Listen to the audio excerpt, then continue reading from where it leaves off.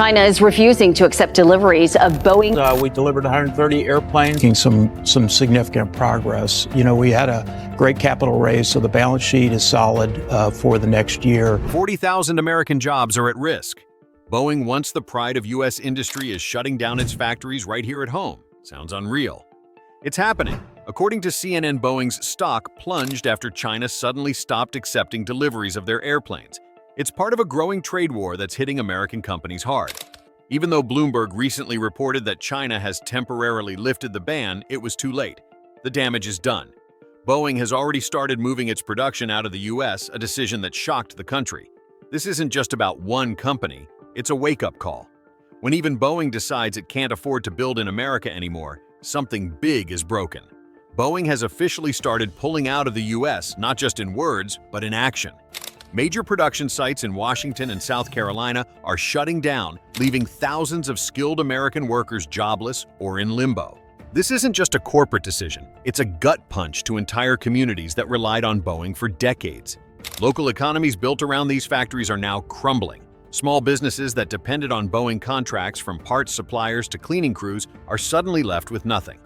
For many, it feels like someone just pulled the plug on their town's future. Even technical universities that trained generations of aerospace engineers are being hit hard. Their strongest career pipelines straight into Boeing are now gone. Students who once saw a stable future in American aviation are now wondering if they'll need to move overseas just to find work in their field. This isn't just about closing buildings. It's about dismantling a decades-old economic ecosystem, one that took years to build and just months to start falling apart. At the heart of Boeing's retreat is a big policy backfire. The U.S. government under President Trump imposed tough tariffs on imported materials like steel and aluminum, the very stuff Boeing needs to build planes. The idea was to protect American manufacturing, but instead it drove up costs for companies like Boeing, making it more expensive to build anything at home. Then came the blowback. China, Boeing's largest international customer, hit back with its own tariffs and eventually stopped buying American-made jets altogether. That's not just one customer walking away, that's a major slice of Boeing's business disappearing almost overnight. While Boeing struggled to navigate rising costs and lost markets, rivals like Airbus Europe and Comac China kept gaining ground. These competitors weren't burdened by the same trade barriers and had the support of governments that still believed in global cooperation. The result: Boeing, once a leader, found itself stuck too expensive to build in the U.S. and too restricted to sell abroad. Protectionist policies meant to bring jobs home ended up pushing one of America's biggest exporters out the door. Boeing's decision to move production overseas isn't just a company story, it's a nationwide shakeup. Across the U.S., small and mid-sized suppliers that once fed parts, services, and support into Boeing's massive supply chain are now facing collapse. These are often family-run businesses with no backup plan.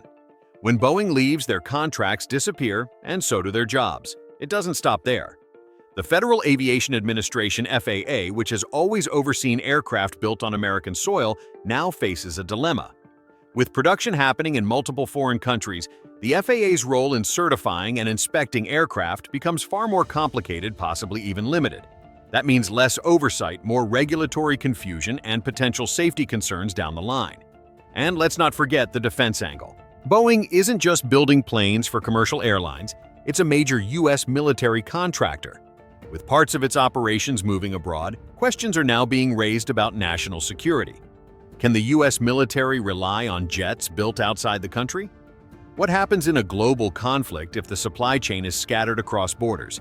This isn't just about economics, it's about trust, safety, and sovereignty, and right now all three are being put to the test. While the U.S. is grappling with job losses and factory shutdowns, other countries are cashing in.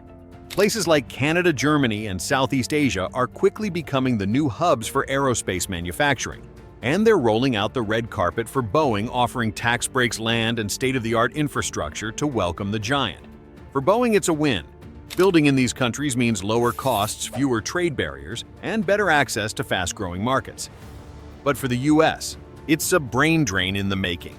American students, especially those studying aerospace engineering, now face a hard truth. If they want to work in aviation, they may have to leave the country. The jobs and innovation they trained for are now moving abroad along with the company that once hired them. Meanwhile, Airbus Europe and Comac China aren't just sitting back. They're moving fast to fill the void Boeing is leaving behind in places like Asia and the Middle East. These markets are exploding with demand for new aircraft, and without Boeing in full force, its competitors are stepping in to claim the spotlight. In short, while America loses its grip, the rest of the world is more than ready to take over. For decades, Boeing wasn't just a company, it was a symbol of American strength, innovation, and pride.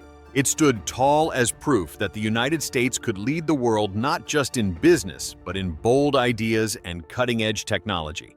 From building the spacecraft that helped launch the Apollo missions to crafting the sleek, fuel-efficient 787 Dreamliner, Boeing showed what Made in America really meant on the global stage: precision, ambition, and leadership. But Boeing's impact went far beyond the aircraft it built. The company created hundreds of thousands of high-skilled, high-paying jobs: engineers, machinists, software developers, technicians, and designers. These weren't just jobs, they were careers that built middle-class lives, powered small towns, and supported families across generations.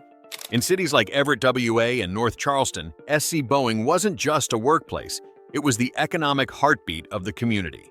At its core, Boeing played a unique role in America's innovation ecosystem. It acted as a powerful bridge between government, universities, and industry. Its close ties to top-tier research institutions led to major breakthroughs in aerospace defense and engineering. Its partnerships with the U.S. military advanced national security, and its influence helped shape everything from college curriculums to defense budgets. It was more than just a manufacturer, it was an engine of national progress. Boeing's planes carried U.S. presidents across the globe, brought American aid to disaster zones, and helped launch satellites that connected the modern world. It wasn't just part of America's story, it helped write the chapters on space exploration, modern aviation, and technological leadership. That's why seeing Boeing shift production overseas feels like more than a business move. It feels like the closing of a national chapter, the quiet fading of an era when global leadership and American manufacturing were one and the same. For many, it's not just the loss of jobs or production lines, it's the loss of a symbol that once stood for what America could achieve when it dreamed big and built bold. Once upon a time, a company like Boeing was seen as inseparable from the country it came from. It was an American company not just by address, but by identity, values, and mission. But in today's global economy, those lines have started to blur, and now Boeing is the clearest example of how much has changed. In 2025, Boeing is no longer acting like a U.S. company in the traditional sense. Instead, it's operating as a pragmatic global corporation, one that goes where the environment is most business-friendly, not necessarily where it was founded. This isn't about betrayal, it's about survival. When tariffs, labor disputes, and policy instability make it hard to operate at home, companies look elsewhere, and Boeing did exactly that. This shift signals something bigger than just a business decision. It shows how the idea of national corporate loyalty is fading.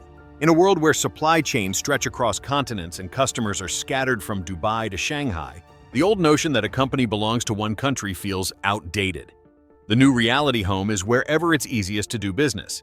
If Germany offers better tax policies or Singapore provides cutting-edge infrastructure and stable trade agreements, then that's where production will go. Not out of malice, but out of logic.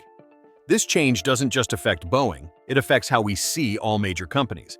When we talk about American tech or European industry, we might have to rethink what those labels actually mean.